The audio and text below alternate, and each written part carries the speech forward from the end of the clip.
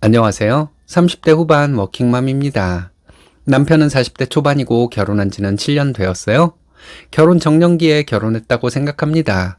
그렇게 어린 나이에 결혼한 것도 아니고 제 성격이 그렇게 순하기만 한 것도 아니지만 너무 고집불통인 시어머니 때문에 마음고생을 많이 했네요.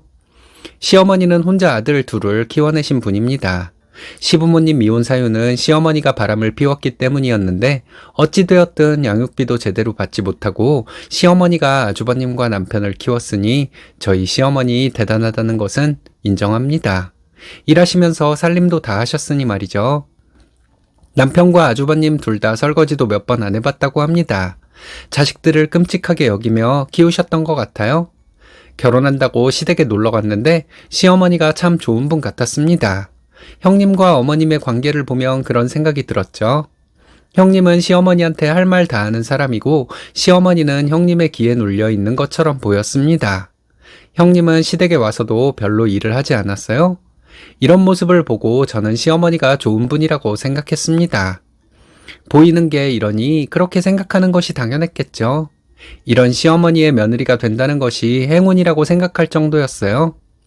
저도 아이들을 키우는 입장에서 다시 생각해보면 시어머니가 식사를 차리고 설거지까지 다 하시는데 자식들과 며느리는 신경도 쓰지 않는 풍경이 그닥 좋은 모습은 아니라는 생각이 들더군요.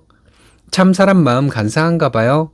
결혼 전에는 그런 모습이 좋아 보였는데 아이들을 낳고 생각을 해보니 생각이 달라졌으니까요. 결혼을 하고 보니 참 이상했습니다. 좋아 보였던 시어머니가 막말도 잘하시고 틈만 나면 저를 구박하셨죠. 달라지지 않은 것은 하나 있었습니다. 시어머니는 저에게만 그렇게 구박을 하셨고 형님에게는 나쁜 소리 한 번 안 하셨죠. 형님에게 착한 시어머니인 것은 달라지지 않더라고요. 저는 만만한 며느리이고 형님은 어려운 며느리였나 봅니다. 형님은 성격이 정말 강한 사람이거든요. 자기 뜻대로 되지 않으면 뒤로 넘어가는 스타일입니다. 일부러 그런 척을 하는 것이 아니라 정말로 성격이 그래요. 기분 나쁘면 막말도 서슴지 않고 하는 사람이 저희 형님입니다.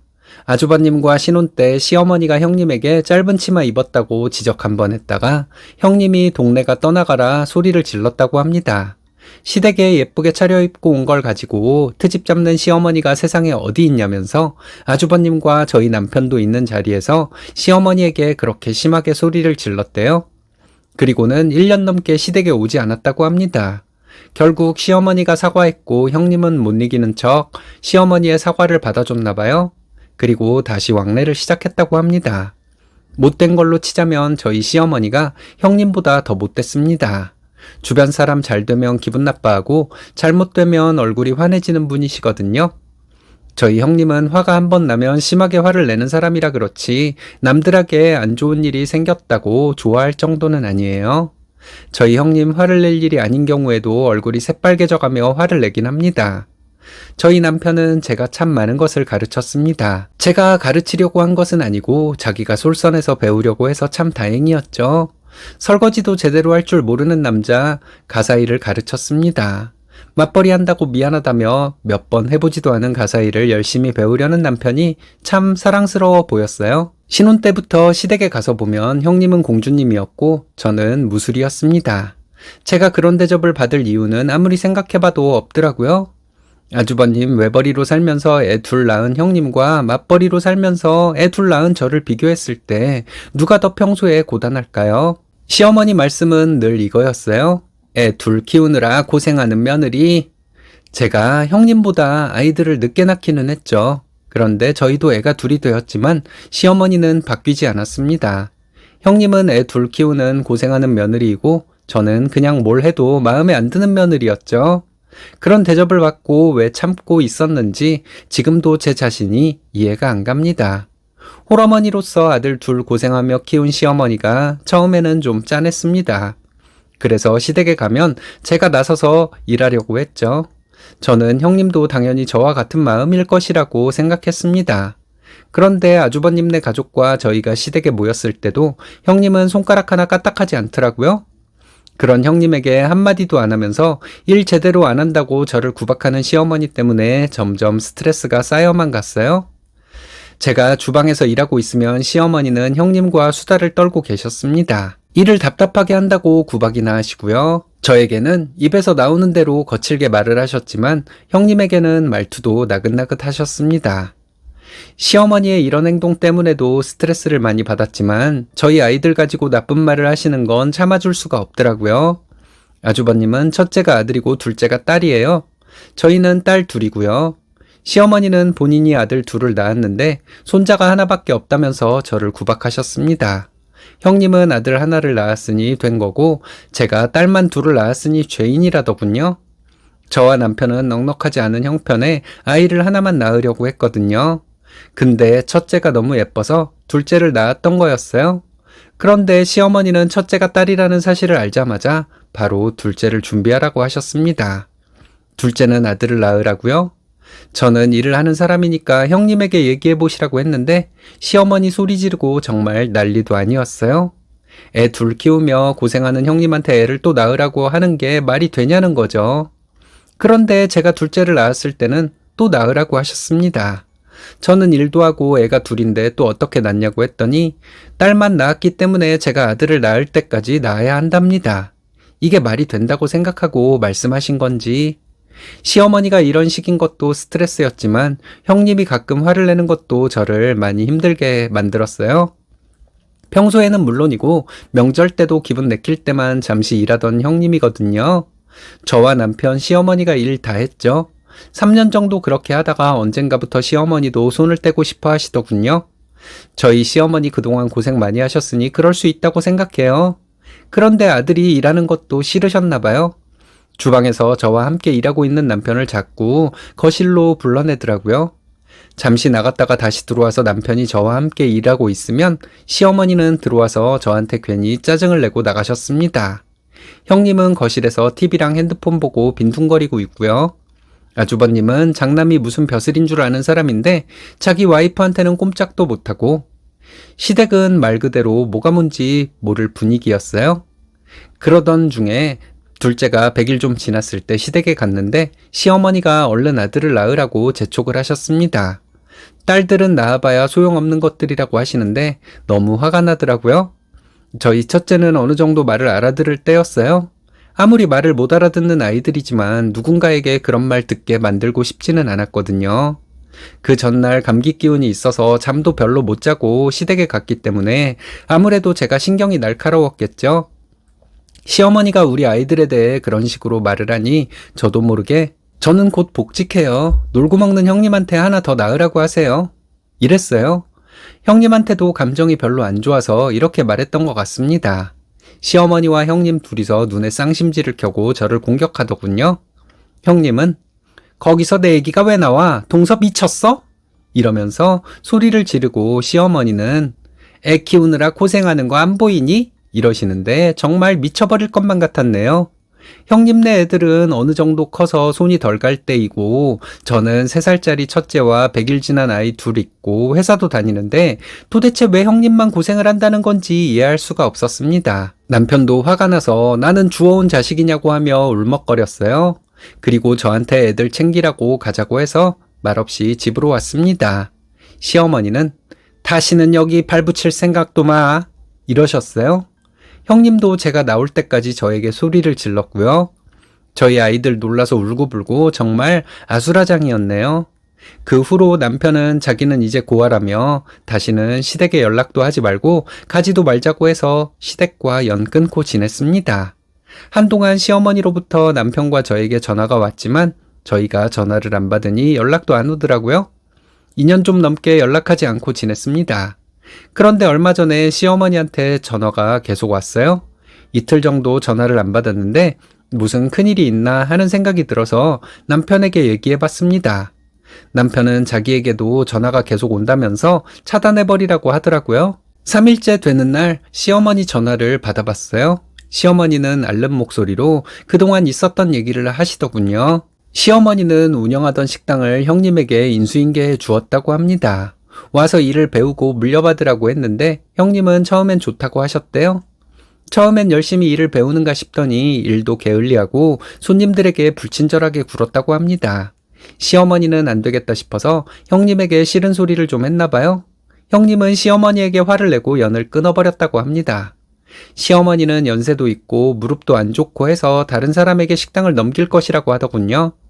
식당 보증금과 권리금을 받으면 그것을 저희에게 주시겠답니다. 그렇게 하고 저희와 함께 살고 싶다는 거죠. 저는 뭐라 말할 수가 없어서 남편과 상의해보겠다 말하고 전화를 끊었어요. 남편에게 시어머니와 통화한 내용을 말했더니 남편이 물어보더라고요. 그 돈 욕심나? 하길래 그런 것은 전혀 아니라고 했습니다. 그랬더니 남편이 자기 생각을 말하더라고요. 나는 어렸을 때부터 엄마한테 주워온 자식이었다.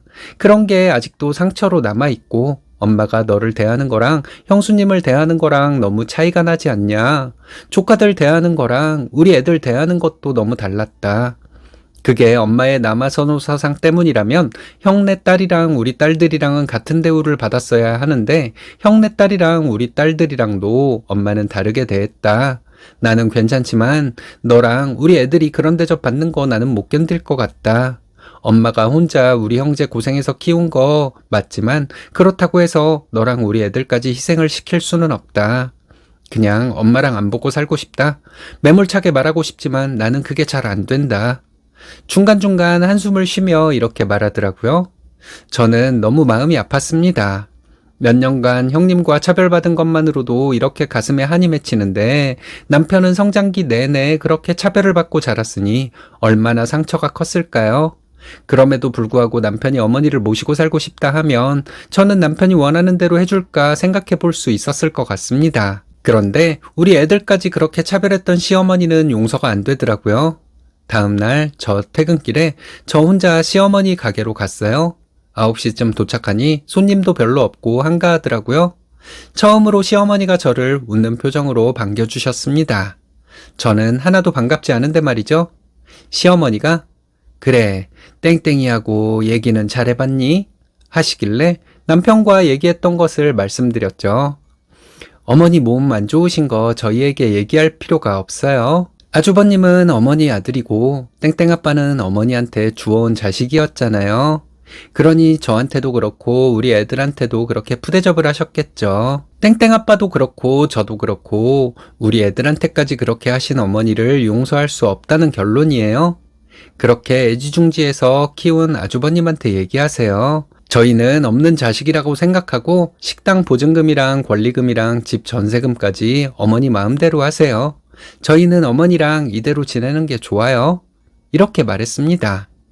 꽤 길게 말했는데 시어머니가 자꾸 못 알아듣는 척을 해서 반복해서 말씀드려야 했지만 요지는 이거였어요. 할 말 다 하고 시어머니가 계속 저를 설득하려 하시길래 저와 남편의 의사는 확실하게 전달했으니 가겠다고 하며 일어나서 집으로 돌아왔습니다. 며칠 후에 형님에게 전화가 오더군요. 동서, 정말 어머니 유산 하나도 필요 없어? 신난 목소리로 이렇게 말하는데 너무 얄밉더라고요.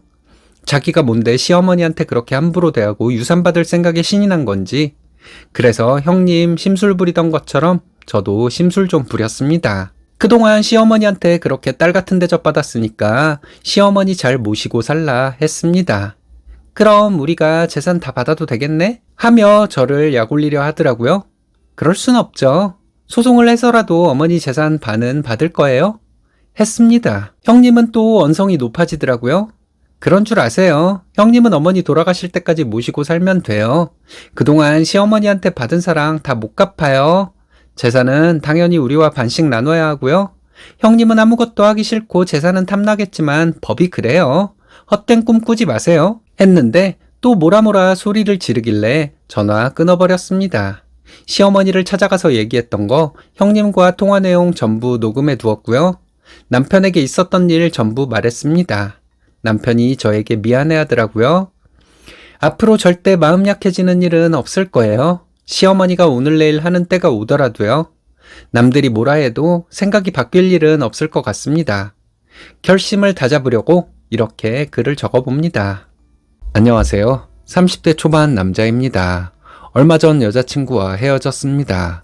제가 잘못한 것인지 여러분들께서 댓글로 알려주셨으면 해요. 제가 예비장인이었던 사람에게 말을 심하게 한 것은 인정합니다. 저는 그분이 한 행동에 걸맞는 말을 해준 것이라고 생각하지만 여자친구는 제가 자기 집 전체를 무시했다고 울고불고 난리가 아니었죠. 아무리 설명을 하려 해도 막무가내식으로 제가 잘못했다고 하니 어쩔 수 있나요? 그럼 반대로 제가 무시당한 것은 어떻게 할 거냐고 했더니 자기 아버지는 어른이니까 그럴 수도 있다는 겁니다. 자기 남편 될 사람이 그런 대접을 받는 것을 보고도 전혀 기분이 나쁘지 않은 여자와 평생 어떻게 함께 할 수 있을까요? 오만정이 다 떨어져서 헤어짐의 아픔 같은 것은 전혀 없었네요. 이런 여자인 줄 어느 정도 느끼면서도 진작 결단을 내리지 못한 제 자신이 원망스러울 뿐입니다. 솔직히 말하자면 여친의 부모님에게 이런 말도 해줄 걸 하고 후회하고 있어요.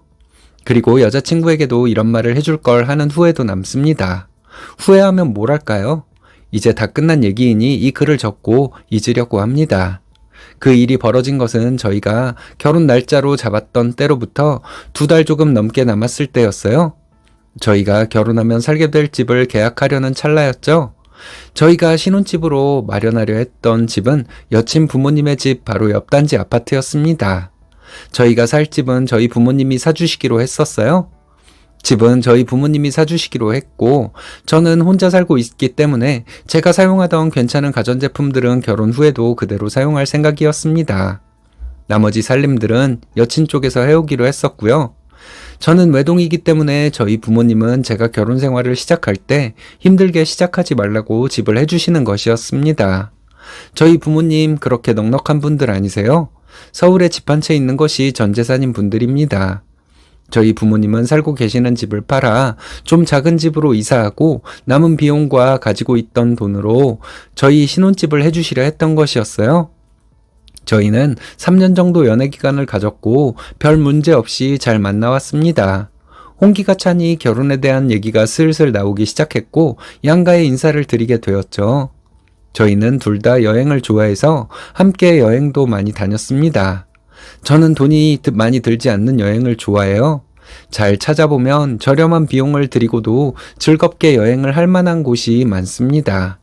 여친은 좀 비용이 들더라도 즐겁게 여행을 다녔으면 했지만 저의 의견을 잘 따라주었어요. 여자친구는 저를 만나서 연애를 시작한 지 1년 정도 지날 때까지 비혼주의자였습니다. 비혼주의자였기 때문에 아이에 대한 이야기는 전혀 할 수가 없었죠. 여자친구가 비혼주의자인 것을 알고 만났기 때문에 저도 비혼주의자의 길을 가기로 마음먹었습니다. 그러다가 여자친구의 생각이 바뀌었고 결혼 이야기를 먼저 하길래 저도 결혼하기로 마음먹게 되었던 것이었어요. 생각해보니 저도 결혼에 대한 생각이 별로 없었던 것 같습니다. 여자친구가 비혼주의자라 하길래 그것도 괜찮겠다 싶었고 여자친구가 결혼하자 하길래 그럴까 했던 것 같아요. 연애하면서 여자친구에게 자꾸 맞춰주는 것이 습관이 되어버렸던 것 같습니다. 그리고 회사 일에 치여 별 생각 없이 살고 있었던 것 같아요. 저는 회사 일과 재테크에 온 정신을 쏟고 살았거든요. 결혼에 대한 구체적인 이야기를 할 때 저는 여친에게 요구사항이 있었습니다. 1년에 몇 번은 저희 부모님 댁에서 하루 자고 오는 것이었어요. 명절 2번과 휴가 때 말이죠. 명절은 꼭 당일 전날 가서 자고 와야 한다는 것은 아니었습니다. 명절 당일에 여친 집에 가서 자도 되지만 명절 연휴 중에 하루는 저희 부모님 집에서 잤으면 좋겠다는 얘기였어요. 지난 명절에 저희 부모님 댁에 여친과 함께 다녀왔습니다. 결혼 전에 굳이 안 가도 된다고 했지만 여친이 인사를 드리러 가겠다고 했어요. 그런데 다녀와서는 여친이 저희 집에 있는 시간 동안 많이 불편했다고 하더라고요. 점심때쯤 도착해서 저녁에 돌아왔는데 말이죠. 내가 가자고 했던 것도 아니고 말이에요. 저희 부모님 댁에 갔을 때 여친은 말 그대로 손님 대접만 받다가 왔습니다. 그래서 더 불편했을 수도 있고 여자들 인식 속에 시댁은 불편하다는 인식이 있어서 그럴 수도 있다고 이해했습니다. 여친은 언니가 하나 있습니다. 언니는 결혼한 지 좀 되었고 올해 초에 출산을 했어요. 저는 예비차 형에게 아기용품을 몇 번 보냈습니다. 그리고 저는 여친 부모님을 모시고 식사 대접도 자주 했고 함께 나들이도 다녀오곤 했죠. 결혼하면 저희 집에서 몇 번은 자야 한다는 얘기를 했을 땐 여친이 흔쾌히 수긍을 했었습니다. 그런데 언젠가 한번 그 얘기를 다시 꺼내더라고요. 자기 친구들이랑 만나서 얘기를 했는데 이건 자기가 너무 힘들 것 같다는 것이었습니다. 친구들이 그게 말이 되냐고 하며 난리를 쳤다는 것이었어요. 친구들이 결혼을 다시 생각해보라고 했다면서 여친은 그날 하루 종일 기분이 안 좋은 상태였습니다. 제가 뭐라고 달래줄 수도 없는 일이라서 저도 별 말을 하지는 않았어요. 근데 나중에 여친은 이날 제가 자기를 달래주지 않았다고 공감 능력이 부족하다는 말을 하더군요. 저는 여친에게 너가 공감할 곳을 잘못 선택한 것이라고 단호하게 말했는데 여친은 자기 마음을 그냥 인정해주면 안 되는 것이냐며 화를 내더군요. 저희는 며칠간 연락하지 않고 지냈습니다. 서로 생각할 시간이 필요했거든요. 서로 간간히 톡을 주고받았을 뿐이었어요. 그러면서 생각해보니까 저는 여자친구 부모님 때문에 많이 불편했던 것이 떠오르더라고요. 저는 자기 주장이 강한 여친 부모님에게 맞추려고 그렇게 노력을 했는데 나는 뭘 한 건가 하는 생각도 들었습니다. 여친 언니가 출산을 하기 전에는 여친 부모님과 여친 언니 부부까지 해서 함께 놀러도 많이 갔었어요. 결혼 후에도 처가와 잘 지낼 생각이었습니다. 저 혼자만의 생각일지는 모르지만 저희 부모님이 여친을 불편하게 하는 것보다 여친 부모님이 저를 훨씬 더 불편하게 만들었거든요. 여친이 아니라고 하면 아닌 거니까 이 얘기는 더 이상 하지 않겠습니다. 제가 화가 났던 것은 여친이 자기 친구들 말을 듣고 그런 논리를 펼쳤다는 거예요. 여친은 자기 친구들에게 예비 시댁에서 집을 해준다는 말을 했다고 합니다. 그런데 그 친구들은 야, 남자가 집 해오는 게 뭐? 그렇다고 자기 집에서 자라고 강요를 해? 이런 식으로 말했다고 해요. 저는 아니면 말고 하는 식으로 생각하고 있었는데 며칠 후에 여친 아버지에게 전화가 왔어요. 딸에게 얘기를 다 들었다고 하면서 남자는 여자 말 들어서 손해 안 보는 건데 왜 그렇게 경솔하게 행동을 했냐고 하시더군요. 너무 화가 났지만 어른에게 화를 낼 수도 없어서 말을 하지 못했습니다. 제가 입을 열면 독설을 퍼부을 것 같았거든요. 제가 잘못했다는 식으로 몇 마디 하시더니 여친 아버지께서는 그날 퇴근하는 길에 집으로 오라고 하셨습니다. 저는 일단 알겠다고 말하고 여친에게 톡으로 이 사실을 알고 있냐고 물었죠.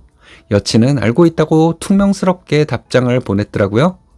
어떻게 되던지 간에 일단 부딪혀보자는 마음으로 여친 집으로 향했어요. 집에 도착해서 보니 여친 부모님은 다짜고짜 제 잘못을 지적하셨습니다.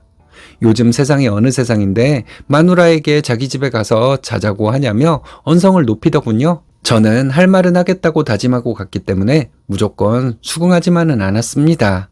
1년에 2번, 많게는 3번인데 그게 뭐가 그렇게 너무한 거라고 화를 내시냐 했죠. 게다가 우리 부모님이 해주는 집을 바로 옆 단지에 잡았는데 아버님이야말로 너무하신 거 아니냐 했습니다. 지금까지 우리가 만나면서 우리 부모님은 몇 번 뵙지도 않았고 여친 식구들을 훨씬 자주 뵙고 결혼 후에는 가까이 살면서 더 잘하려고 했다 말했습니다. 여친 어머니는 너희가 애를 낳으면 우리 도움을 받을 거 아니냐, 그래서 여기 근처에 집을 잡은 거 아니냐 하시더군요. 저는 우리가 애는 안 낳고 살기로 했는데 무슨 말씀이냐 되물었습니다. 여친은 원래 비혼주의자였는데 나를 만나고 나서 생각이 바뀌었고 결혼을 하기로 했다고, 근데 아이는 낳기 싫다고 해서 그러자고 했다 말씀드렸어요. 여친 아버지는 아기를 안 낳을 거면 왜 결혼을 하냐고 또 화를 내시더군요. 저는 여친의 의견을 따른 것이니 저한테 화를 내지 마시고 따님에게 화를 내시라 말했습니다. 근데 화살은 계속 저를 향하더라고요. 여친 아버지는 결혼하고 아기를 낳고 해야 어른이 되는 것이라고 저에게 교육을 시키셨어요. 논제에서 벗어난 얘기가 너무 길어져서 그건 땡땡이한테 말씀하세요. 저는 땡땡이의 의견을 수용한 것뿐이에요. 했습니다. 여친 어머니는 갑자기 그럼 집은 공동명의로 하는 거지? 이러시더군요. 황당해서 말이 안 나왔습니다. 여친 아버지는 부부가 결혼하면 공평해야 하는 것이라며 신혼집 공동명의는 당연한 것이라더군요. 저는 그럴 일은 없어요. 제 단독명의로 해야죠. 저희 부모님이 해주시는 집이니까요. 저한테 명의에 대한 결정권은 없어요. 공동명의 얘기를 들으면 저희 부모님은 의심하실 거고 결혼 어프라고 하실 거예요. 이렇게 말했습니다. 여친 아버님은 또 저를 교육시키더라고요. 부부는 뭐든 공평해야 한다. 이 얘기였는데 결국은 집을 공동명의로 하라는 얘기였죠. 저는 결혼할 때 공평하게 돈 들여 결혼하면 부부가 공평할 수 있어요. 근데 저희 부모님이 집을 해주시지만 저는 오히려 이 근처에 집을 잡았어요. 이만큼 양보를 했는데 더 이상 뭘 어쩌라는 거예요. 하고 언성을 높였습니다. 내가 외동이지만 우리 부모님은 며느리 와라 가라 할 분들도 아니고 나는 여친에게 1년에 몇 번 가서 자고 오자고 말했을 뿐이라고 했어요. 그런데 그걸 싫다고 거부하고 어머님과 아버님이 오늘 말하는 걸 보면 공동명의를 강요하기 위한 수작이었다고 했습니다. 여친 아버지는 그런 게 아니라면서 어른들 말 들어야 한다고 하시더군요. 또 저를 교육시키려고 하길래 아버님과 어머님이 이렇게 세상 물정을 모르시니까 딸이 저딴 식으로 친구들 말만 듣고 저에게 화를 낸 거죠. 결혼은 집안을 보고 하는 거래요. 저 이 결혼 안 합니다. 이렇게 말했습니다. 여친 어머니는 그렇게 혈기왕성해서 사회생활을 어떻게 하냐더군요. 저 회사에서 인정받고 사회생활 잘하고 있어요. 친구들 사이에서도 재밌는 친구로 잘 지내고 있고요. 문제는 어머님 따님이에요. 친구도 별로 없는데 이상한 친구들만 있는 걸 보면 끼리끼리 모이는 거죠. 어머님, 아버님, 따님인데 뭐 다르겠어요? 하고 일어나서 나왔습니다. 나온 지 얼마 안 돼서 여친에게 전화가 왔더라고요. 어떻게 자기 부모님에게 그렇게 말을 할 수가 있냐는데 한숨만 나왔습니다. 네가 나한테 말을 바꾼 것도 니네 부모님이 나를 윽박지른 것도 모두 공동명의를 위한 수작이란 것을 다 알고 있으니까 사기는 다른 데 가서 치라고 말하고 전화 끊어버렸어요. 며칠간 여친에게 전화가 왔지만 안 받았습니다. 카톡이 왔는데 읽지도 않았어요. 며칠 후에 저희 엄마에게 전화가 왔습니다. 여친은 제가 전화를 안 받으니 저희 엄마에게 전화를 했더라고요. 앞뒤 다 자르고 제가 자기 부모님에게 불손한 언행을 한 것과 언성을 높인 것만 말했더군요. 저는 한참 동안 저희 엄마에게 자초지종을 설명했습니다. 저희 엄마도 화가 많이 나셔서 저에게 잘했다고 하셨어요. 그 사기꾼들한테서 잘 빠져나왔다고 제가 기특하다고 하셨습니다. 그리고 며칠 후 주말에 부모님 집에 갔어요. 엄마가 말해주는데 여친에게 또 전화가 왔었다고 합니다. 저희 엄마는 저에게 얘기 다 들었다고 하면서 여친에게 사기꾼 집안 딸 주제에 여기가 어디라고 전화하냐며 다신 전화하지 말라고 하셨대요. 계속 전화가 와서 저는 며칠 후에 여친 전화번호를 수신 거부해버렸습니다. 제가 여친 부모님에게 심하게 말한 것은 사실이네요. 제가 양보를 많이 한 거 아닌가요? 그런데 여친과 여친 부모님은 저를 그렇게 몰아세워가며 본인들 주장을 할 수 있는 걸까요? 여친은 자기 집 전체를 무시했다고 난리였지만 이것도 말이 안 되는 것이라 생각합니다. 안녕하세요. 아이 하나 키우며 직장 다니는 아줌마입니다. 나이는 30대 중반이고요. 삶이 퍽퍽할 때도 있지만 요즘은 살만 납니다. 시댁과 연 끊었거든요. 그동안 묵혀놓았던 감정 모두 풀어버린 것 같습니다. 어른을 존중해야 한다는 교육을 받고 자랐기 때문에 그렇게 긴 세월을 말 한마디 못하고 속만 끓이며 살았던 것 같아요. 이제 알았습니다. 어렸을 때 배운 것은 어른다운 어른을 존중하라는 뜻인 것을요. 나이만 많다고 어른은 아닌 것 같아요. 나이 많은 분들을 색안경을 쓰고 보게 되지는 않을까 걱정이 되기도 합니다. 저희 시어머니는 어른 대접을 해줄 수 없는 사람이라는 것은 확신합니다. 시어머니와 관계를 끊었기 때문에 앞으로 시어머니와 엮일 일은 없겠지만 또 어떻게 될지 모르죠. 하지만 시어머니를 다시 만나게 되더라도 어른 대접을 해줄 마음은 눈꼽만큼도 없습니다. 저희 남편을 위해서라도 말이죠. 남편과 저는 4년 전에 결혼했습니다. 결혼하고 2년 되었을 때 아이를 낳았고 아이는 이제 3살입니다. 육아휴직 6개월 하고 복직했습니다. 친정에 가까이 살고 있고 저희 엄마가 육아를 도와주고 계세요. 다달이 드리는 돈은 있지만 저희 엄마가 애쓰시는 것에 비하면 터무니없이 적은 돈이죠. 그것도 무슨 일이 있을 때 드리는 돈이에요. 저희가 한 달에 얼마를 고정적으로 드린다고 했지만 저희 부모님은 절대 안 된다고 거절하셨거든요. 그래서 무슨 일이 있을 때 좀 큰 돈을 드립니다. 저희 부모님이 애써주시는 것에 비해 돈을 적게 드린다고 남편은 저보다 더 난리예요. 저는 오빠가 한 명 있습니다. 저는 부모님으로부터 오빠와 약간 차별을 받았던 기억이 있어요. 한때는 아들과 딸을 차별한 것으로 생각하고 많이 서운하게 생각했습니다. 하지만 자라면서 사람들과 여러 관계를 맺고 지내다 보니 그 정도는 차별이라 할 수 없더라고요. 오빠와 제가 동성 형제였어도 그 정도 차별은 충분히 있을 수 있는 일이라 생각할 정도입니다. 저희 오빠도 차별받은 부분이 있다고 말하니까요. 하지만 저희 남편은 심각할 정도로 시부모님에게 차별을 받고 자란 사람입니다. 남편은 3형제 중에 둘째입니다. 시어머니는 제가 봐도 저희 남편에 대한 애정이 없는 것 같아 보였습니다. 언제나 고생 많은 장남, 안쓰러워서 밖에 내놓기도 아까운 막내, 저희 아주버님과 시동생에 대한 시어머니의 생각입니다. 둘째인 저희 남편은 혼자서도 뭐든 잘하는 아들이라 걱정할 필요 없다는 것까지는 좋아요. 그런데 눈길조차도 주지 않는 것은 이해가 가지 않습니다. 그리고 뭘 잘해도 칭찬 한 번 없습니다. 잘못이 없어서 서운하다고 하시고요. 아주버님과 시동생은 잘못해도 뭐라 하지 않고 저희 남편과 형제간에 트러블이 있으면 무조건 저희 남편 잘못입니다. 도대체 왜 그런 건지 모르겠습니다. 저희 남편은 대학 학비를 2학년 때까지만 부모님이 내주셨다고 합니다. 군대 가기 전까지 아르바이트를 해서 용돈을 충당했대요. 군대 다녀온 후부터는 시어머니가 알아서 하라는 말만 한마디 하시고 돈을 아예 안 주셨다고 합니다.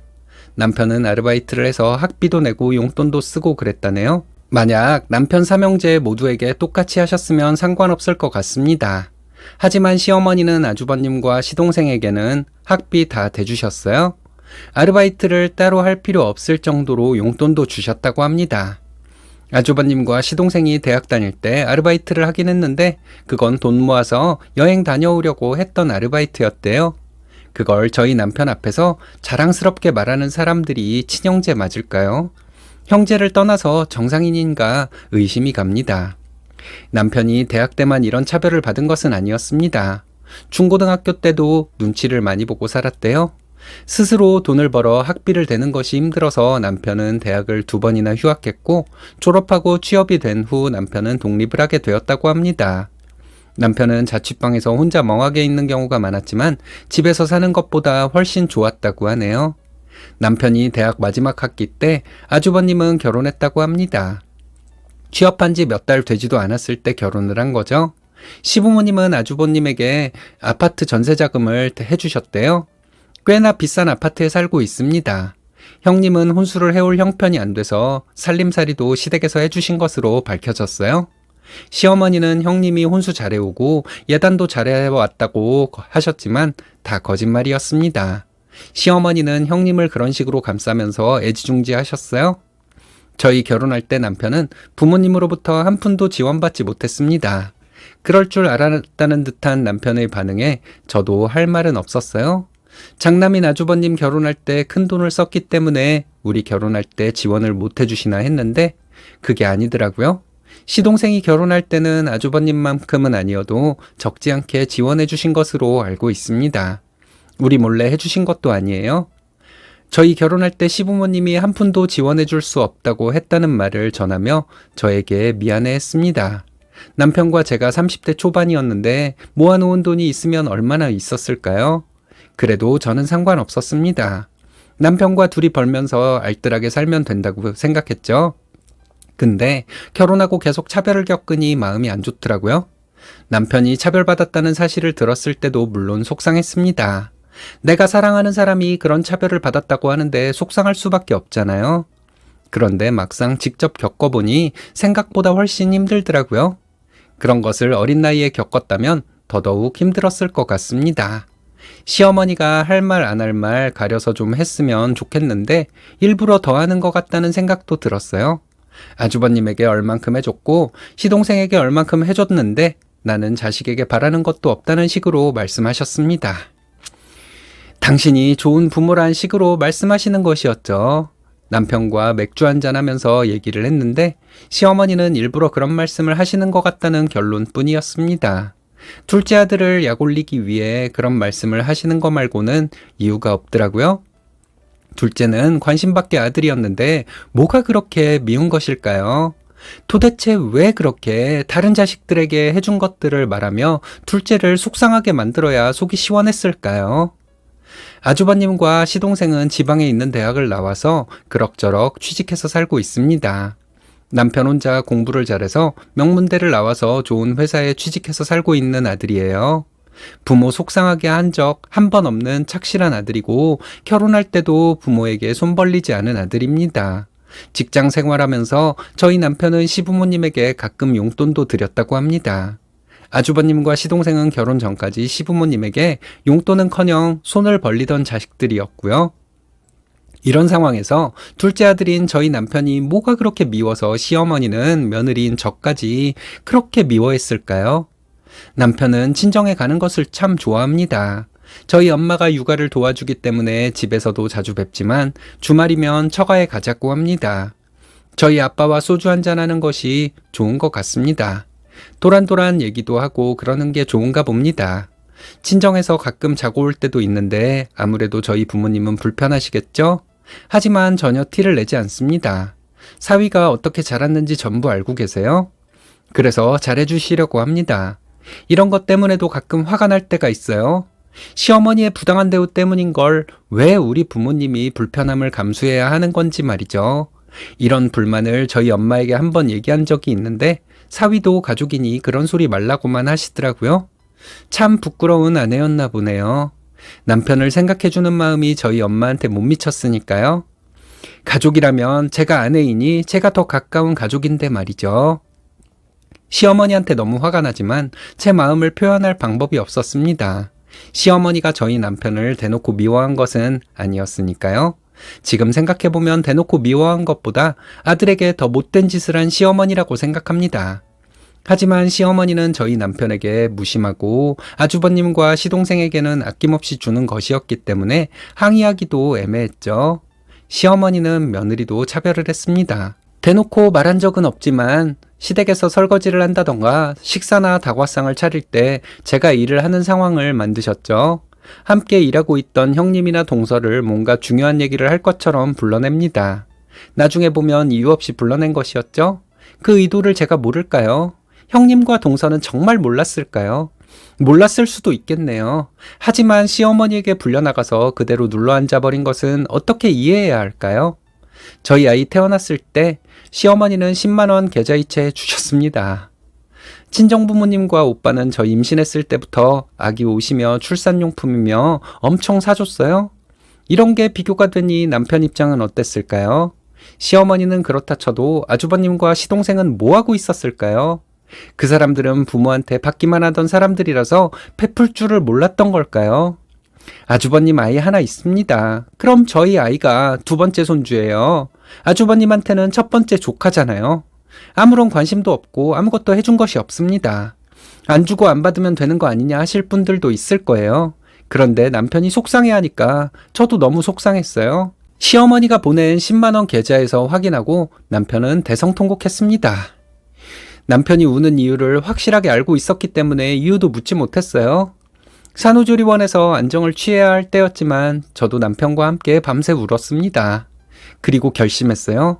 나밖에 모르는 이 여린 남자 내가 지켜줄 거라고요. 지난달에 시댁에 가서 엄청난 얘기를 들었습니다. 시어머니가 저희에게 화장실 수리 비용을 내라는 얘기였어요. 우물거리고 있는 남편을 대신해서 제가 대답해 드렸습니다. 못 낸다고요? 시어머니는 너한테 물은 거니? 왜 네가 대답해? 하고 따지더라고요. 내가 못 낸다고 하면 못 내는 거니까요. 했어요. 시어머니는 남편에게 대답해보라 하더군요. 남편도 싫다고 했습니다. 시어머니는 너는 자식 아니니? 너희 형은 와서 천등 어둡다고 지 돈 들여서 싹 갈아주고 소파 낡았다고 소파도 새로 사줬는데 넌 뭐 하는 게 있어? 이러셨어요. 너무 화가 나기도 했는데 잘 걸렸다 싶기도 하더라고요. 어머니는 우리한테 해준 게 뭐가 있어서 화장실 수리 비용을 내라고 해요? 하고 소리 질렀습니다. 시어머니는 키워준 부모한테 그게 할 소리냐며 더 크게 소리를 지르더군요. 대학 2학년 때까지 학비 대준 거 말씀하시는 거냐 했죠.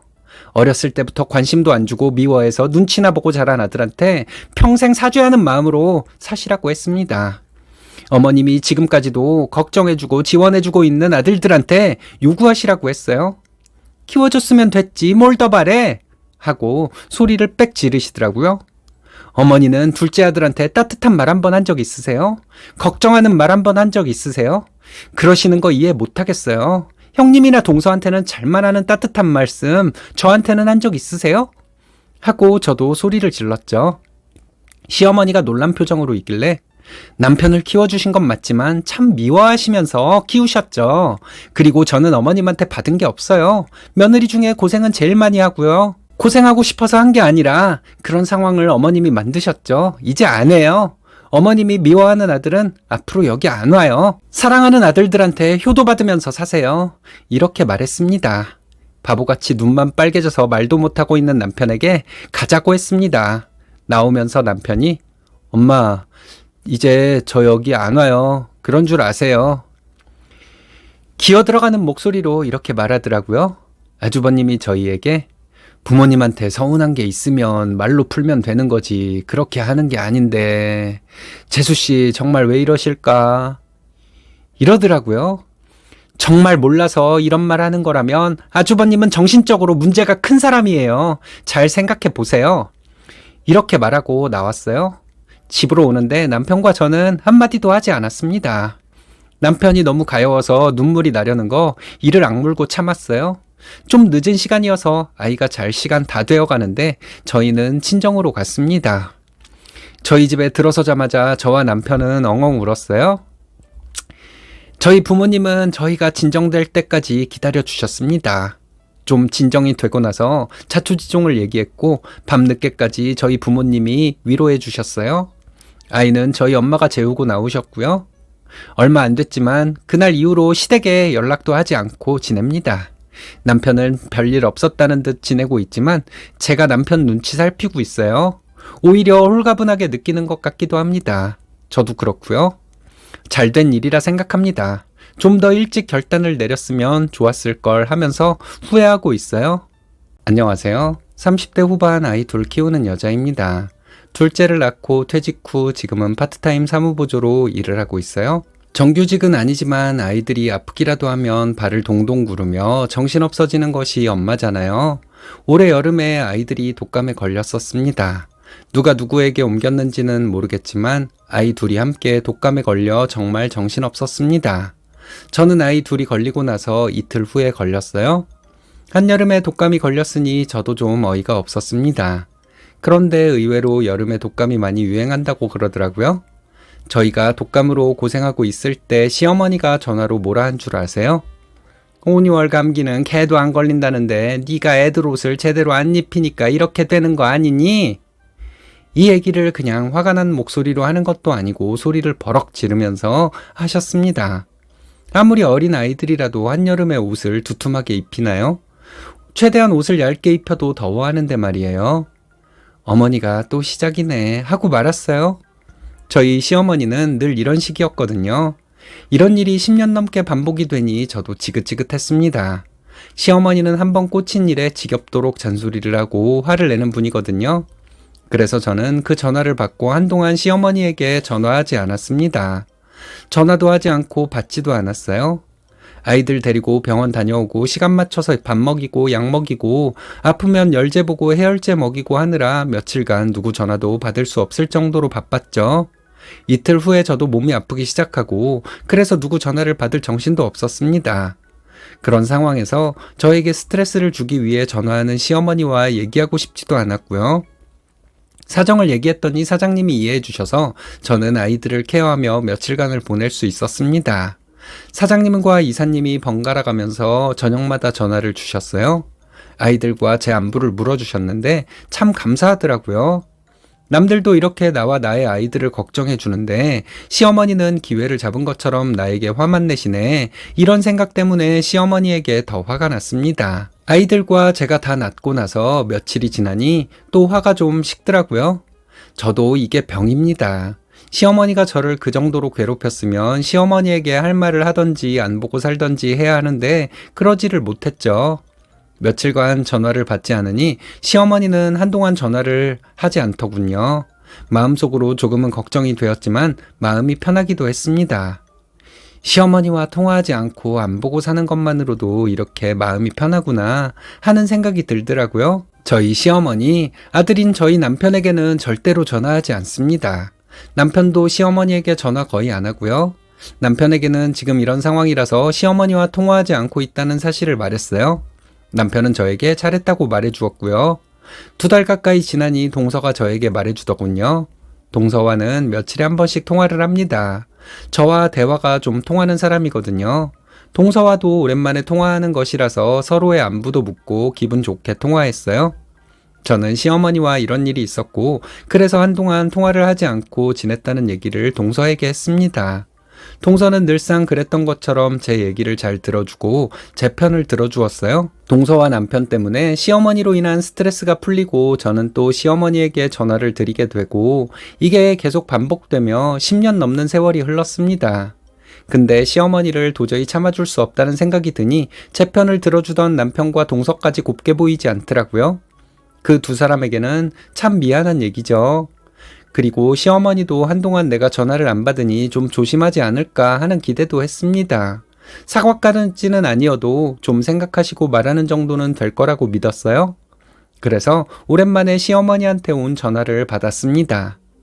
시어머니는 제가 전화를 한동안 안 받은 것에 대해서는 별 말씀 없으시더군요.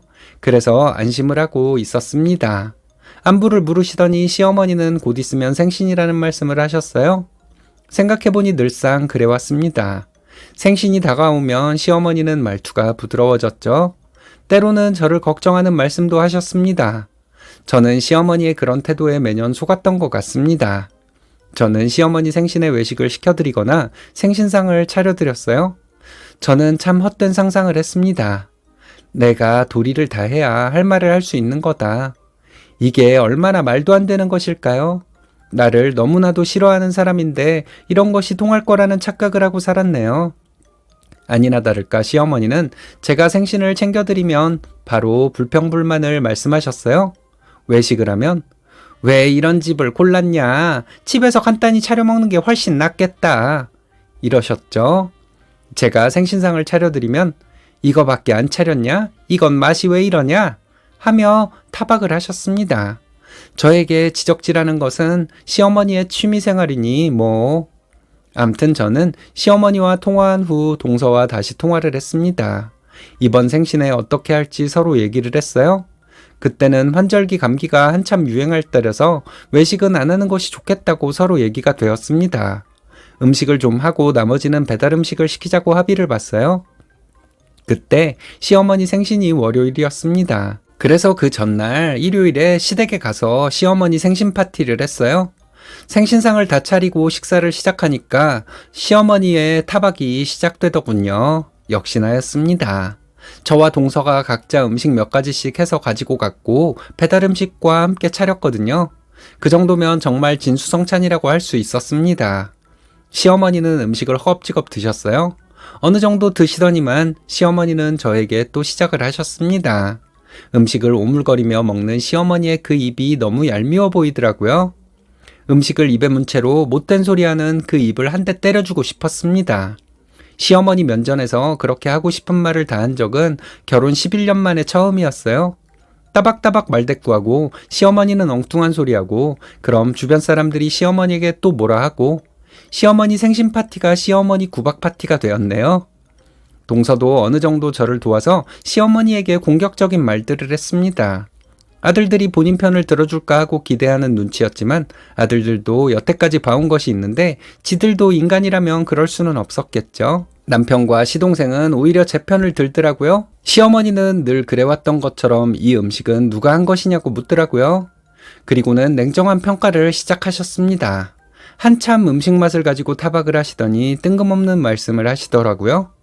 네가 음식도 제대로 하는 게 없고 너는 대체 시집와서 한 게 뭐가 있니? 이러셨어요. 그리고는 저를 이유 없이 비난을 하셨습니다. 너는 애 둘 낳고 일도 안 하면서 남편 덕에 편하게 살고 있지 않니? 양심이 있으면 시댁에 더 잘해야 하는 거야. 명절에도 내가 일 다 했지. 넌 뭐 한 게 있니? 이러셨어요. 시어머니가 음식 맛을 가지고 불평하실 때 저 아무 말도 하지 않았습니다. 기분은 무지 나빴기 때문에 제 표정이 좋지는 않았겠죠. 시어머니가 이유 없이 반찬 투정을 할 때도 기분 좋은 표정으로 시어머니에게 살살거리는 것이 며느리의 도리라고 하신다면 저도 할 말은 없습니다. 하지만 저도 사람인데 그게 불가능했죠. 밑도 끝도 없이 급발진하던 사람한테 쏘아붙이는 거 저희 시어머니 취미입니다.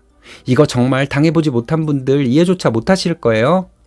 네가 뭔가 시어머니 마음에 안 드는 행동을 한 건 없니? 이런 의심을 하실 수도 있어요. 근데 전혀 그런 거 없습니다. 그날도 저 아무 말도 하지 않았는데 시어머니가 급발진한 것이었어요. 시어머니한테 이런 식으로 뜬금포를 맞으면 얼떨떨해서 말도 안 나와요. 기분 좋게 얘기하는 중에 시어머니는 이런 식으로 태도가 돌변하는 분이시거든요. 제가 여태까지 차례 제사, 시어머니 생신까지 전부 다 챙겼는데요. 애들 갓난쟁이일 때도 제가 다 주도했어요. 이렇게 말했습니다. 시어머니는 애들 갓난쟁이인 걸 왜 말하니? 그건 말할 거 없는 거야. 이러셨어요. 이건 시어머니가 입버릇처럼 말씀하시는 거예요. 그건 지금 말할 거 없는 거야. 제가 무슨 말만 하면 이렇게 말씀하셨습니다. 저는 어른이 이렇게 말을 하니까 그런가 하는 생각이 들었고 말문이 막혀버렸어요. 그럼 시어머니는 이때다 하며 저에게 막말을 퍼부으셨죠. 그날은 제가 왜요? 이게 제일 중요한 얘긴데 왜요? 어머니는 분리하면 꼭 그런 식으로 말씀하시던데 그거 참 나쁜 버릇이에요. 고치세요. 이렇게 말해버렸습니다. 나랑 어머니는 기억이 다르네요. 나는 내가 다 한 것 같은데 어머니는 제가 한 게 없다니까 그런 줄 알게요. 앞으로도 어머님이 다 하세요. 저는 제사 시간에 맞춰서 올게요. 아니지, 나는 이 집 딸이 아니니까 시간 맞춰서 이 사람이랑 애들만 보낼게요. 이랬더니 시어머니는 엄청 당황하시더라고요. 시어머니는 갑자기 또 뜬금없는 소리로 화제를 돌렸습니다. 너는 맨날 아프기나 하고 여기 와서 인상이나 쓰고 있으니까 너 때문에 집안 분위기가 어두워져. 그걸 알기나 해? 이러셨어요. 그래요? 그럼 여기 이제 안 올게요. 어머니가 맨날 말도 안 되는 걸로 못된 소리나 하고 있으니 제가 기분이 좋을 수가 있겠어요? 저는 어머니 안 보는 데서 기분 좋게 살게요.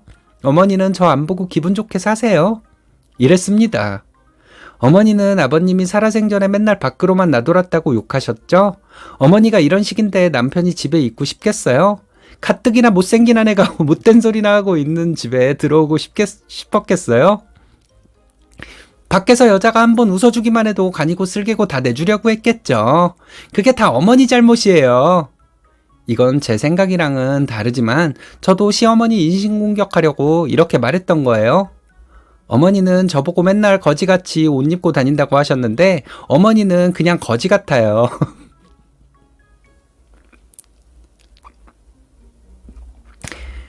생긴 것도 못생겼는데 하는 짓도 정말 못생겼어요. 옷을 아무리 화려하게 입어도 어머니는 거지 같아요. 이렇게 말했습니다. 갑자기 동서가 어머니 이제 그만하세요. 손주들 앞에서 망신만당하고 계시잖아요. 어머니 말씀하실 때 보면 정말 거지 같아요. 사람 기분 거지같이 만들잖아요. 이러더라고요. 시동생이 좋은 날 왜들 그러냐며 이제 그만하시라고 했는데 동서가 당신은 조용히 하고 밥이나 먹어. 이랬더니 시동생은 입을 다물었어요. 그리고는 형님 여기 더 계실 거예요? 저는 갈 거예요. 고생하고 욕먹는데 뭐하러 여기 있어요? 이러길래 저도 갈 참이었다고 하면서 시동생네와 함께 시댁에서 나왔습니다. 시어머니는 너 앞으로 나한테 어머니라고 부르지도 마라. 이러더군요. 신발을 신다 말고 예 아줌마 다시는 볼 일 없으니까 당신을 부를 일도 없을 거예요. 이러고 나왔습니다. 그날 시어머니는 상을 치우느라 고생 좀 하셨을 거예요. 집에 와서 저는 남편에게 말했습니다. 내 마음이 언제 풀릴지는 모르겠지만 풀리고 나면 시댁과 왕래할 것이라고요. 내가 지금까지 어떻게 살았는지 너도 알 것이고 내가 그동안 너네 엄마한테 그 꼴을 당하고 산 데에는 네 책임이 가장 크다는 것도 알 거라고 했더니 남편은 알겠다고 하더라고요. 다음날 동서가 저에게 전화해서 어제 도움이 많이 못 돼서 미안하다고 하더라고요. 그리고는 앞으로 명절에 우리 각자 친정에나 가자고 했어요. 우리는 각자 친정에 가고 남편과 아이들은 시댁에 보내기로 했습니다. 나보고 그동안 한 게 없다고 했던 시어머니는 고생 좀 해봐야죠. 안녕하세요. 이제 막 어린이집 다니기 시작한 아이 하나 있는 여자입니다. 나이가 좀 들어서 결혼을 했기 때문에 바로 아이를 가졌어요. 그래서 신혼을 오래 즐기지는 못했습니다. 저희는 결혼 전에 연애를 오래 했기 때문에 신혼에 대한 아쉬움은 별로 없는 것 같아요. 이랬다 저랬다 하는 시부모님에게 질러버렸습니다. 시어머니는 아무런 논리도 없고 일관성도 없어요. 귀에 걸면 귀걸이이고 코에 걸면 코걸이죠. 원하는 것을 대놓고 얘기하시는데 황당한 요구사항이 대부분이었습니다. 그런 대접은 신이나 받는 거라 생각하는데 시어머니는 신으로 살고 싶었나 봐요. 어느 누가 무식하고 못된 시어머니를 그렇게 대접해 줄까요? 조용히 연 끊는 것도 좋지만 어머님을 위해서 이런 얘기 해주는 것이라 말하고 연 끊었습니다. 제가 좀 막말을 했네요. 시부모님은 제 남편의 부모님이고 제 아이의 조부모님 맞습니다. 제사를 지내는 것도 내 아이의 조상님의 제사이니 불만 안 가지려 했어요. 하지만 시부모님은 뭐가 그렇게 꼬였는지 저에게 스트레스를 주려고 안간힘을 쓰더군요. 특히 시어머니가요. 그걸 방관한 시아버지도 똑같다고 볼 수 있죠. 제가 등신같이 참고 살았다는 말씀은 안 하셔도 잘 알고 있습니다. 제가 이번에 시어머니에게 한 말이 너무 심한 것인지 판단해 주셨으면 해요. 저희 결혼할 때 친정에서 1억 지원받았습니다. 남편이 가지고 있던 돈이 6천 정도 되었고요. 저는 3천 정도 가지고 있었습니다. 친정에서 받은 돈과 남편의 돈으로 결혼 준비했고 제가 가지고 있던 돈은 현금으로 가지고 있었어요. 대출을 좀 받아 전셋집을 마련해서 신혼집으로 살고 있습니다. 저와 남편 둘 다 대학 졸업하자마자 취업해서 착실하게 돈 모으며 살았습니다. 시부모님에게는 받은 거 전혀 없어요. 남편이 직장 생활하면서 생활비 안 내고 시부모님과 살았으니 그게 도와준 거라고 생색내는 시부모님 보셨나요? 이게 무슨 논리인지 모르겠습니다. 그럼 저희 부모님도 마찬가지 아닐까요? 저희 결혼 전까지 부모님과 함께 살았는데요. 게다가 저희 부모님은 1억을 지원해 주셨고 제가 모은 돈이 3천이 있었으니 남편이 들고 온 돈의 2배가 넘는 거잖아요. 그런데 시부모님은 남편이 가지고 있던 돈이 제가 가지고 있던 돈보다 훨씬 많다는 것을 늘 말씀하셨어요. 저희 부모님이 지원해 주신 돈은 전혀 언급하지 않았고요. 말도 안 되는 논리를 펼치려면 저희 부모님이 지원해 주신 돈을 언급하면 안 되니까 그랬나 봅니다. 생각하면 할수록 짜증나네요. 시댁 형편이 좀 안 좋다는 것은 알고 결혼했습니다. 그렇기 때문에 시댁에서 지원해주지 못한다는 말을 듣고 전혀 불만 없었어요. 그런데 시부모님은 저희 결혼 후에 월 20만 원씩 달라고 하시더라고요. 그동안 키워준 값이랍니다. 남편도 그렇게 하기를 원한다고 하면서 양각 같은 금액을 드리고 했어요. 그래서 저는 알겠다고 했죠. 하지만 저희 부모님은 안 받겠다 했어요. 제가 우기고 우겨서 저희 부모님에게도 월 20만 원씩 드리게 되었습니다. 아무리 둘이 번다고 해도 월 40만 원 적은 돈 아니잖아요. 정말 크다면 큰 돈입니다.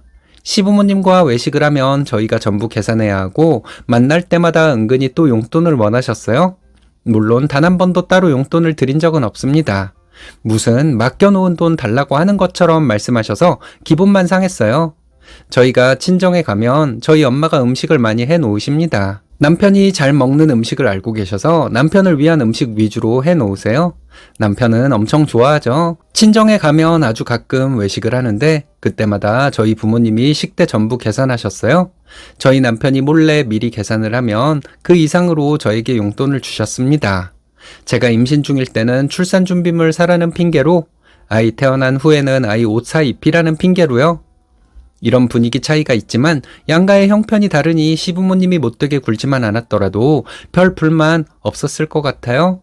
그런데 시부모님은 항상 염치 없고 당연한 것을 요구한다는 식으로 말하고 본인의 요구를 알아서 채워놓지 않는다고 원망하듯 말하니 너무 화가 났습니다. 어쩔 수 없이 양가 부모님을 비교하게 되었죠. 남편은 자기 부모님이지만 너무한다고 할 정도였어요. 시댁에 빚은 없다고 들었는데 그걸 다행이라고 해야 할까요? 시댁과 친정 모두 저희 집에서 20분 정도 거리에 있어요. 저와 남편 둘 다 첫째라서 그런지 양가 부모님 모두 60대 초중반이십니다. 시어머니는 작년에 환갑이셨어요. 작년 초에 시어머니는 이제 환갑이 되니 온몸이 안 아픈 곳이 없다면서 일을 그만두고 노년을 보내야겠다고 하시더군요. 시아버지는 친구분을 따라다니면서 건설 현장에서 일하고 계십니다. 그렇게 힘든 일은 아닌데 일당을 잘 받으신다고 해요. 친구분이 현장에서 높은 분이라서 저희 시아버지를 잘 써주신다고 합니다. 가끔은 지방 현장에 가 계시기도 해요. 하지만 그런 일은 별로 없습니다. 시아버지는 대단한 직업을 가지고 있는 것처럼 말씀하셨지만 시어머니가 환갑이 돼서 일을 못하겠다고 하시니까 덩달아 일을 그만둬야겠다고 하시더라고요. 시아버지 말씀이 우리가 살면 얼마나 더 산다고 이렇게 아둥바둥 살아야겠냐. 늙어서까지 일을 했으니 이제는 자식들이 모아서 주는 돈으로 살아야겠다. 이런 식으로 몇 번을 말씀하셨어요. 큰 차이는 아니지만 저희 부모님이 시부모님보다 나이가 더 많은데 저희 부모님은 아직 한참 더 일할 수 있다고 하시거든요. 저희 부모님은 그럼 잘못된 생각을 하고 계신 걸까요? 시부모님의 이런 말씀을 계속 듣다 보니 너무 부담스럽더라고요. 동서와 얘기를 해보니 동서도 막막하다는 것이었습니다. 지금 시부모님께 매월 드리는 용돈도 적은 돈이 아닌데 그 이상으로 드려야 한다면 자기네는 생활비도 모자랄 것 같다고 하더라고요. 그런데 저희도 마찬가지였어요. 아이가 태어나고 보니 그전보다 돈이 훨씬 많이 필요하더라고요.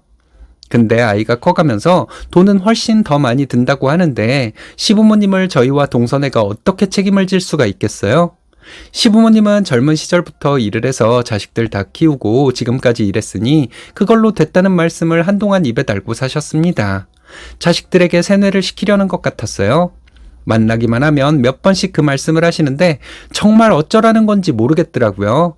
한동안 그런 말씀을 하시더니 시어머니는 제가 주도해서 시부모님을 책임지라고 하셨어요. 시아버지는 한때 정말로 일을 그만두셨습니다. 지금은 다시 일을 다니는 것으로 알고 있어요. 시아버지는 일을 그만두시고 집에만 계시다가 답답하지도 않으셨나 봐요. 주변에서 소소하게 용돈벌이를 할 수 있는 일을 소개해줘도 이젠 힘이 없어서 일을 못한다며 거절하셨습니다. 그리고는 저희 앞에서 일을 소개해준 분들을 욕했죠. 이 나이에 무슨 일을 더 하라는 거냐며 화를 내듯 말씀하셨습니다. 제가 60대가 안 돼봐서 모르는 걸까요? 보면 주변에 70대가 돼서도 일하는 분들 많은데 말이죠. 좀 놀라운 것은 시부모님이 가지고 계신 현금이 거의 없다는 거예요. 자식들이 사회생활을 시작한 지가 10년이 되었는데 말이죠. 자식들에게 들어갈 돈이 없으면 시아버지 외벌이로도 10년이면 어느 정도 돈을 모을 수 있었을 텐데 말이에요. 그렇게 어렵다 하시면서 저희 시부모님은 돈을 참 잘 쓰십니다. 자식들에게는 절대 돈을 안 쓰지만 술도 잘 드시고 여행도 잘 다니세요. 두 분이서 비싼 맛집에 가서 외식도 잘 하십니다. 그런 것을 자식들에게 숨기지도 않아요. 이번에 어디 다녀왔다 하면서 그런 비용도 자식들에게 받아야 하는 건데 당신들 돈으로 다녀왔다고 푸념을 하셨습니다. 시부모님 말로는 당신들이 자식들을 애지중지 해줄 거 다 해줘가며 키웠다고 하지만 그렇지도 않습니다. 결혼 전에 어땠는지 모르겠지만 저희 결혼하고 나서 보면 시부모님은 아들들에게 따뜻한 말씀 한번 하는 걸 못 봤어요. 시동생이 미혼일 때도 시부모님은 시동생에게 따뜻한 말씀 한번 한 적이 없습니다. 그런 분들인데 저와 동서에게는 따뜻한 말 한마디 했을까요? 저나 동서를 만나면 부려먹기 바쁘고 돈 없다며 돈 달라기 바쁘셨죠. 시댁에 갈 때 뭐라도 사들고 가야지 그렇지 않으면 시어머니는 한숨을 푹푹 쉬면서 한탄을 하시고 시아버지는 그런 어머님을 위로해 주셨습니다. 저희 들으라 이거죠? 저와 동서에게 시어머니는 이것저것 음식을 해오라고 하셨지만 저나 동서가 음식하는 것을 배울 시간이 있었을까요? 시어머니는 며느리라고 얻었더니 음식 하나 제대로 할 줄 모른다고 한탄을 하셨어요.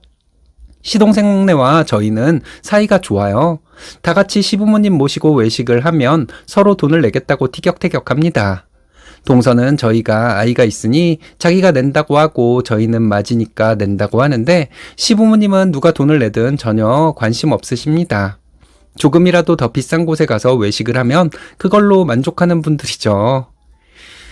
보통 부모님들은 자식들 돈 많이 쓸까 봐서 싼 곳에 가서 먹자고 하신다는데 아닌가요? 제가 임신했을 때부터 저는 노산이라고 해서 걱정이 많았습니다. 남편은 자기 직장이 안정적이니까 저보고 육아휴직을 길게 써도 되고 여차하면 퇴직을 하는 것도 생각해보라고 했어요. 하지만 그럴 수는 없겠더라고요. 남편 외벌이로는 아이 하나 키우면서 살기에 너무 빠듯할 것 같았거든요. 시댁이 그렇게 가까이 살고 있는데 시어머니가 저희 아이 육아에 도움이라도 좀 주셨으면 저는 더 빨리 복직했을 것 같습니다. 하지만 시어머니는 늙어서 움직일 힘도 없다고 하는 분이니 그런 부탁은 드릴 수도 없었죠. 집에서 놀고만 계시더라도 절대로 자식들에게 도움이 될 마음은 없는 분이시니까요. 그런 분에게 부탁을 드리고 싶은 마음도 전혀 없었습니다. 정말 너무하다 싶었던 것은 아이가 아플 때 집에서 놀고만 계시던 시어머니는 갑자기 바쁜 분이 된다는 것이었어요. 저와 남편은 직장인인데 아이가 아프면 정말 눈앞이 캄캄하잖아요. 저희가 부탁이라도 할까봐 아이가 아프면 시어머니는 갑자기 없던 일정이 생기는 분이었습니다. 지난 주말에 시댁에 모였어요. 시동생네는 먼 지방에 살고 있어서 명절에는 안 오기로 했고 그때 미리 모이자는 것이었죠. 어차피 시댁은 차례나 제사를 지내지 않으니 명절에 굳이 모일 필요는 없습니다. 하지만 저희는 가까이 산다는 이유로 명절에 시댁에서 꼭 하룻밤을 자야 했죠. 1박 2일간 시어머니 아픈 얘기, 힘든 얘기, 자식들에게 부양받고 살아야 할 나이에 이게 뭐냐는 원망 등을 들어야만 했죠. 시어머니는 그때 저희와 시동생네가 명절에 얼마를 줄 거냐고 묻더라고요. 저와 동서는 그 전에 얘기해 놓은 것이 있었기 때문에 각각 50만 원씩 드릴 것이라고 말했습니다. 시부모님은 입을 모아 저희를 불효막심한 것들로 만들더라고요. 시아버지 친구분은 지난 추석에 아들 둘에게 500씩 받아서 총 1000만 원을 받았다고 하시고, 시어머니는 본인 환갑에도 돈을 그것밖에 안 줬으면서 너희들이 이럴 수가 있는 거냐고 하시고, 동서가 저희 지금 월세 살아요. 둘이 벌어도 빠듯해요. 라고 말했더니 시어머니는 소리를 지르셨어요. 아주 며느리란 것들이 내 아들들을 조종해서 불효를 저지르게 만드는구나. 그걸 지금 늙은 시부모 앞에서 할 말이라고 하는 거니? 이러시더라고요. 저 더 이상은 참을 수가 없었어요. 올해 연초에 시아버지 일 그만두시고 안 그래도 생활비를 내놓으라고 시부모님이 닥달하는 것도 너무 힘들었거든요. 이번에 끊어버리지 않으면 안 될 것 같았습니다. 네, 맞아요. 제가 땡땡이 아빠 조종했어요. 결혼할 때 받은 것도 없는데 매달 20만 원씩 드리는 것도 그만두자고 했어요. 다음 달부터는 그것도 안 드릴 거예요. 그리고 여기 올 때마다 뭐 사가지고 오는 것도 없을 거예요. 저희 앞으로 여기 안 올 거거든요. 했습니다. 시부모님은 새파랗게 질린 표정이더라고요. 동서가 형님 말이 맞아요. 저도 더 이상 안 되겠다 싶었는데 제가 직접 어머님 아버님한테 말하기 뭐해서 남편 조종했어요. 이제 저희도 여기 안 와요. 여기 오면 도둑질 당하는 기분이에요. 이러니까 시부모님은 입이 떡 벌어지더라고요. 시어머니는 뭐? 도둑? 이러시고 시아버지는 갑자기 목소리를 깔고는 이래서 집안에 여자가 잘 들어와야 된다는 거야 하며 혀를 차시더라고요. 어머님 아버님 맨날 늙으셨다고 하시는데 그런 소리 마시고 앞으로 일 열심히 하세요. 저희 이모 할머니는 80이 넘으셨는데 아직도 일 다녀요. 주변에 있지도 않은 효부 만들어서 저희에게 본받으라 하지 마시고 주변에 일하는 지인분들이나 본받으세요. 이랬습니다. 동서가 하는 말이 매번 그렇게 자식들, 며느리들 속이나 뒤집어 놓고 말썽 부리는 걸 보면 어머님, 아버님은 아직 많이 젊으신 거예요. 앞으로 20년은 더 일하실 수 있으니 노후도 잘 준비하실 수 있어요. 웃으면서 이렇게 말하는데 너무 통쾌했습니다. 놀라서 말도 못하고 계시는 시부모님 뒤로 하고 저희와 시동생네는 각자 집으로 가버렸어요. 남편은 제가 일어나니까 아이랑 짐을 챙겼는데 시동생은 머뭇거리고 있다가 동서가 가자고 소리를 질렀더니 갈 준비를 하더라고요. 남편도 집에 와서 자기 부모님 너무한다고 한참을 씩씩댔어요. 그리고 다음날 시어머니가 문자를 보냈더라고요. 부모한테 그렇게 해놓고 너희가 잘 사나 보자. 이런 내용이었습니다. 동서와 전화를 해보니 같은 문자가 왔다고 하더라고요. 동서는 우리는 살려고 이러는 거예요. 앞으로 연락하지 마세요. 이렇게 답장을 보냈다고 합니다. 동서네는 어떨지 모르겠지만 저희는 정말 앞으로 시댁에 안 갈 거예요. 남편은 저보다 자기 부모님에게 더 화가 나 있거든요. 저희와 시동생네가 잘못한 걸까요? 여러분들께서 지혜가 담긴 조언을 해주신다면 쓴소리도 새겨 듣겠습니다. 안녕하세요. 나이는 30대 초반이고 결혼한 지 3년 되었습니다. 친구들 중에서 좀 일찍 결혼한 편이에요.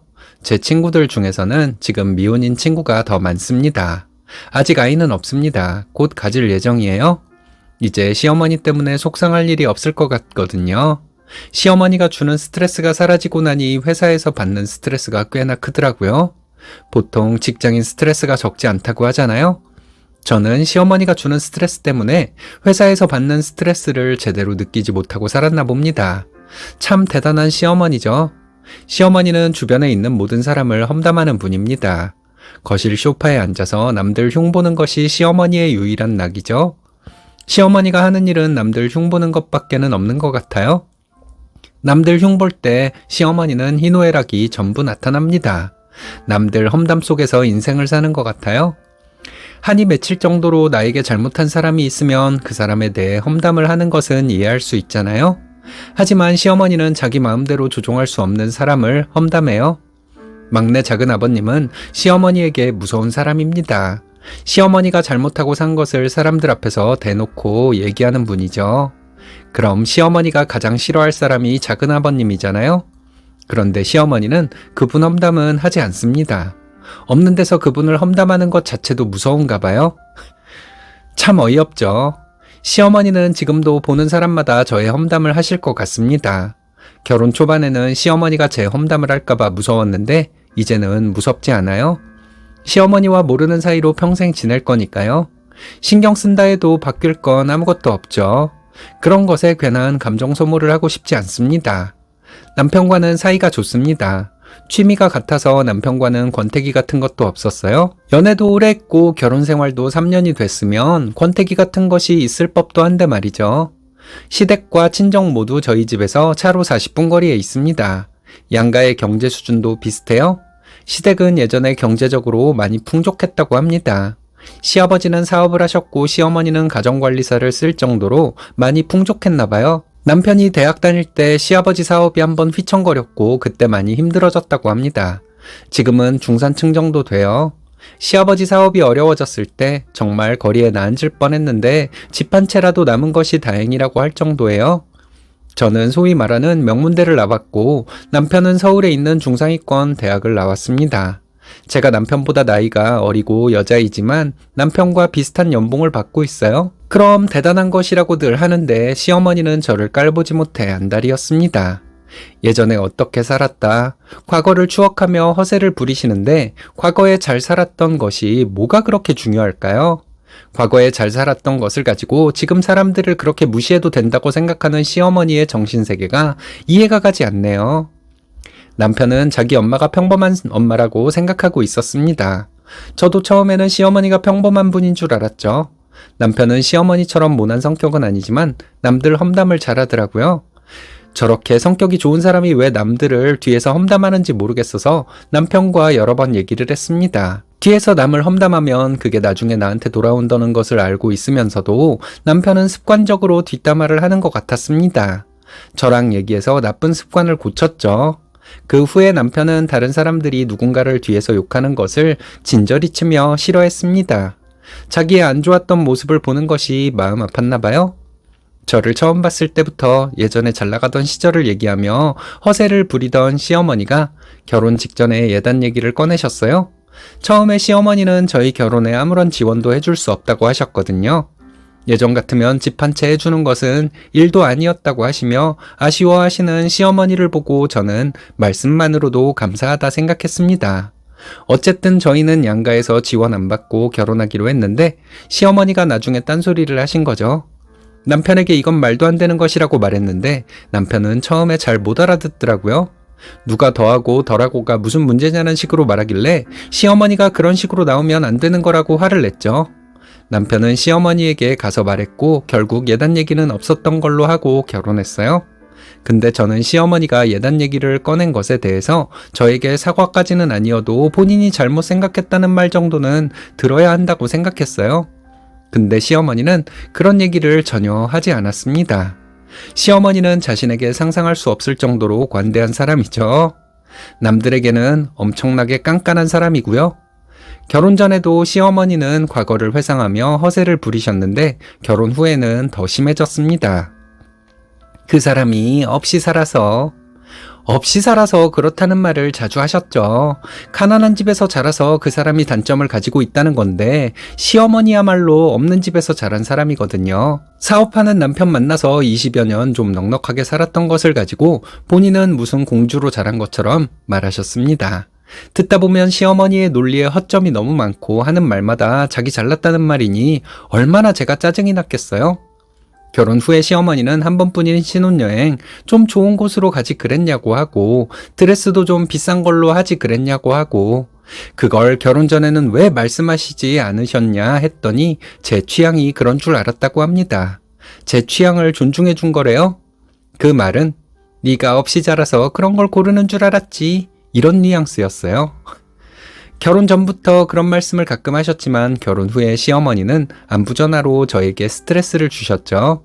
시어머니와 통화를 하게 되면 할 말도 없는데 시어머니가 자꾸 잔소리를 하니 일주일에 2-3번은 전화를 드렸습니다. 이틀 만에 전화했네, 일주일 만에 전화했네, 첫마디가 꼭 이랬어요. 시어머니는 제가 전화한 날짜를 달력에 적어 놓으시는지 아니면 그쪽으로만 기억력이 좋은 것인지 정확하게 말씀하셨습니다.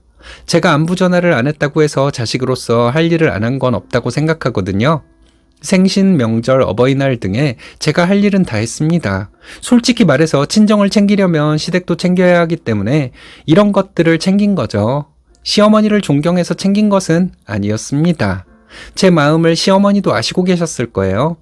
시어머니는 본인이 잘 살아온 것처럼 말하고 남들을 욕할 때는 없이 자라서 그렇다는 말을 자주 했지만 막상 없이 자란 티를 내는 것은 시어머니였어요.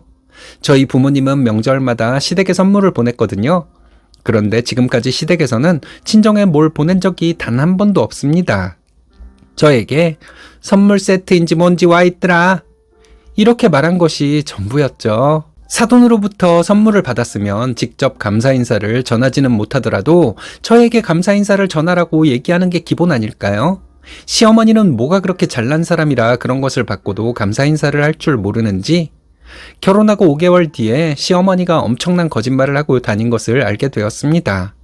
친척 결혼식에서 만난 작은어머님이 저더러 시댁에 안부 전화는 일주일에 한 번 이상은 해야 하는 거라고 하시더군요. 저는 2, 3일에 한 번꼴로 시어머니에게 전화를 한다고 말했죠. 작은어머님은 자네 시어머니는 자네가 전화를 무슨 일 있을 때만 한다던데? 하셨어요? 그리고 덧붙이는 말씀이 요즘같이 집값이 비싼 때에 아들 결혼할 때 집 해주는 시댁 별로 없어. 매일 전화 드려야지. 하시더군요. 시어머니는 저희에게 집을 해줬다고 거짓말을 하고 다닌 것이었습니다.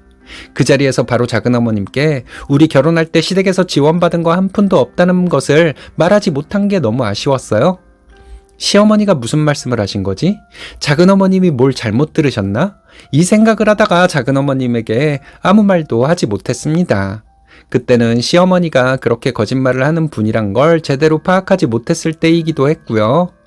남편 여동생이 있는데 먼 지방에서 살고 있어서 저는 몇 번 보지도 못했습니다. 저희 결혼하고 1년 정도 지나고 나서 신우는 결혼하겠다며 남자친구를 집에 인사시켰어요. 주말에 와서 저희도 시댁으로 갔죠. 신우네 부부와 그때 저녁을 먹고 밖에 나와서 술 한잔 했습니다.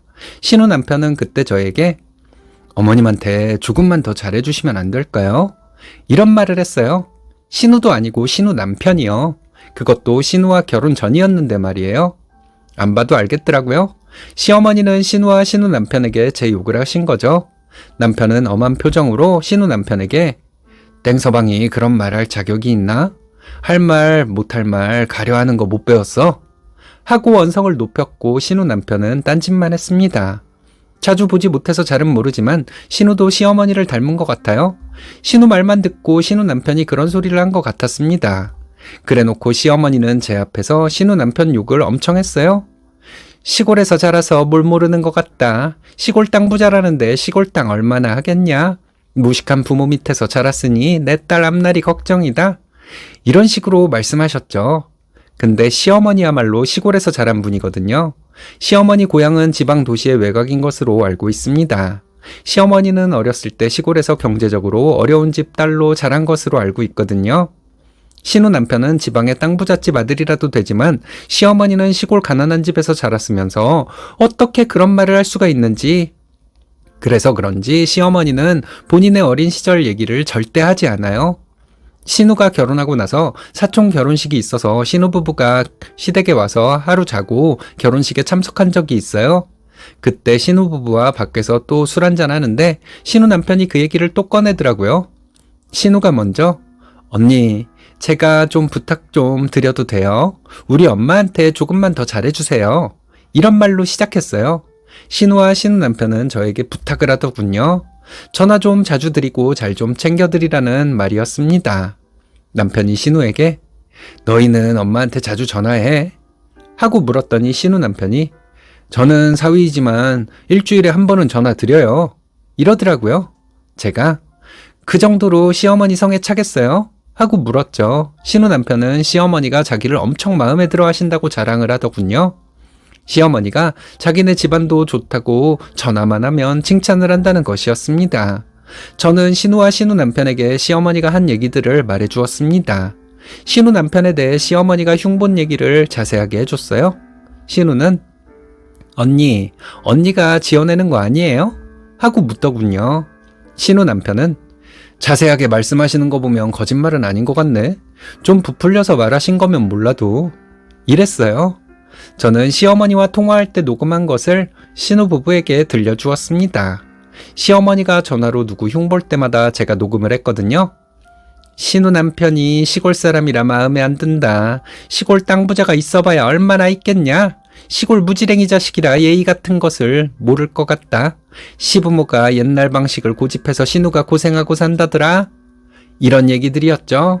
신우는 자기 남편 눈치 보고 있고 신우 남편은 얼굴이 홍당무가 되어버렸습니다.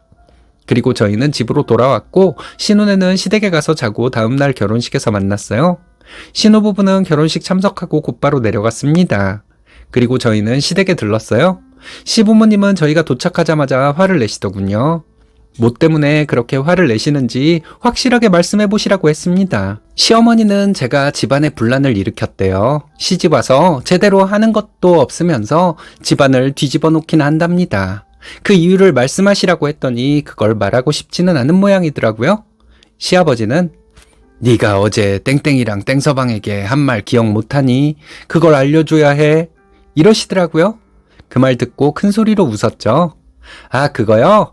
아가씨가 저보고 못된 며느리라고 해서 이유를 물어봤더니 어머님이 거짓말을 하셨더라고요. 그리고 아가씨랑 아가씨 남편은 자기들이 잘하고 있다고 하길래 어머님이랑 통화한 내용 들려줬어요. 이렇게 말했습니다.